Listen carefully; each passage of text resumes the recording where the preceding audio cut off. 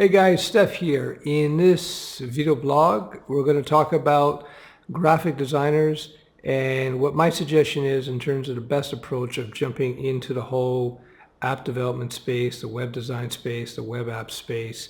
So I'll just get to the point. If you are a graphic designer and you're starting to look at that area and you're looking at what's the best way to jump in, well, let me point out a few things. Building just basic branding websites from scratch is a more difficult business than it was 10 years ago. I'm not trying to say don't get into it, but you have to be really talented as a designer to be able to make headway there because of the fact that the market is now saturated with templates. So a lot of small businesses will just lean to templates. They'll hire web designers to configure and stuff. There's also the issue of, they click, the point and click website building apps that are out there, and then they pay $9 a month.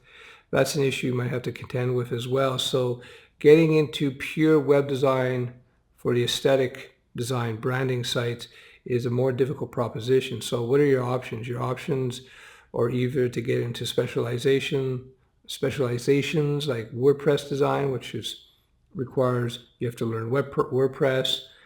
All these things, by the way, you're not going to get away with just using Dreamweaver anymore. You have to learn your HTML5, you have to learn some your CSS, and you have to learn some of the basic frameworks like Bootstrap and perhaps a little bit of jQuery as well.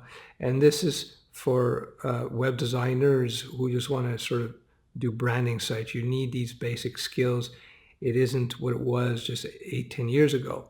That said, if you are reluctant to get into code, there is an angle for you that could be very lucrative, and that is UX development. Now, UX is short for user experience. I spoke about this in a previous vlog.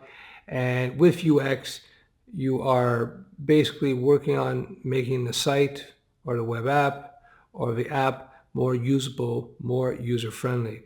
And there's all kinds of issues you have to look at. It's as much a science as it is an art and a feel. And there's a big demand for that because especially medium and larger organizations recognize how important good UX is these days. And in fact, I believe, and I've talked about this in previous vlogs, that UX is more important than anything else when it comes to the success or a failure of the app. You have to have amazing UX. UX is basically how usable it is, how user-friendly it is. Let me give you a couple of examples. As I mentioned in a previous video, you got Reddit, Craigslist, you have Google. These are all wildly successful sites, and they aren't exactly the most beautiful, but what they are is super easy to use. And of course, you have to have great content. I'm not going to take away content is still king, but UX is queen, perhaps. And so that might be an easier transition for graphic designer types to jump into UX, since it's much less, has really not much to do with coding. It's everything to do with UX, which is its own specialization, which you can look into. So there you go, graphic designer. You want to get into the whole web space or maybe the app space. Think about UX. That is something that might be much more approachable to you, and it blends itself well with graphic design, user interface design. So in the nerd world, we call that UI, user interface design. That's the aesthetics to make it look good. And then you got UX, and that's the usable functionality, or how functionally usable your web app or your website is, or your app is. So check it out, UX. All right, so I'm going to bring this back. Vinyl album suggestion of this vlog. So here it is, a classic album. It's called Aja, depending how you want to pronounce it. Anyway, it's a very famous album by Steely Dan. There's only one hit song on here called Peg. So if you go to YouTube and you type in Steely Dan Peg, you'll hear the song and you're probably going to go, oh, yeah, I've heard the song before. Now, these guys are very jazzy, and so the rest of the album is very good. It's one of the classic albums, but you have to be into jazz. So this is an album I would imagine Amy Winehouse probably liked a lot, knowing her taste. So here's the vinyl. Anyhow, so the advantage of vinyl is that if you have good speakers, it sounds much better than CD and it sounds much better than MP3.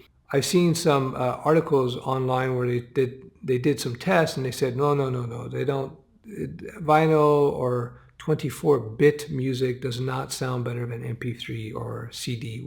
CD is 16-bit. 24-bit is high res or HD music. It's 24-bit. More bits, more sound information, better sounding. Now, back to that article and articles I've seen where they said, well, you don't really hear, it's psychological. The reason they didn't hear a difference in those articles because they were using lousy or just run-of-the-mill speakers or headphones. To be able to hear the quality that you can get in vinyl or 24-bit music, you need speakers that can reproduce or review that quality.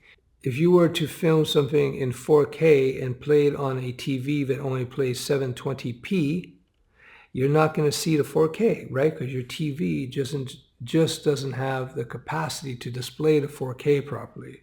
So if you have 4K video, you need a 4K TV to see it, and it's much nicer than standard HD, which is only 1080p, 4 times.